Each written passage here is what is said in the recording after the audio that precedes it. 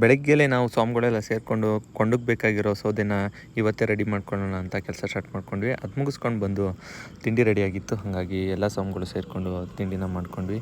ಅದಾದಮೇಲೆ ನೆನ್ನೆ ಕರ್ಕೊಂಡ್ಬಂದಿದ್ವಿ ಇಟಾಚಿಗೆ. ಇವತ್ತು ಡ್ರೈವರ್ನ ಹಾಕ್ಕೊಂಡು ಬಂದು ಒಂದಷ್ಟು ಟ್ರಂಚಿಂಗ್ ಕೆಲಸ ಇತ್ತು, ಹಾಗಾಗಿ ಆ ಕೆಲಸನ ಸ್ಟಾರ್ಟ್ ಮಾಡ್ಕೊಂಡ್ವಿ. ಮಧ್ಯಾಹ್ನದ ಹೊತ್ತಿಗೆ ಆ ಕೆಲಸ ಮುಗೀತು. ಮತ್ತು ಈ ಗಾಡಿನ ಒಂದು ಬೇರೆ ಕಡೆಗೆ ಶಿಫ್ಟಿಂಗ್ ಮಾಡಬೇಕಾಗಿತ್ತು, ಹಾಗಾಗಿ ನಮ್ಮ ಟ್ಯಾಕ್ಟ್ರಿಗೆ ಇಟಾಚಿನ ಶಿಫ್ಟ್ ಮಾಡಿಕೊಂಡು ಅಲ್ಲಿಂದ ನಾವು ಹೊರಟಿದ್ದೆ ನಮ್ಮ ಪಕ್ಕದ ಜಮೀನಿಗೆ. ಅಲ್ಲಿ ಹೋದಾಗಂತೂ ಈ ವ್ಯೂ ಸಖತ್ತಾಗಿ ಇತ್ತು.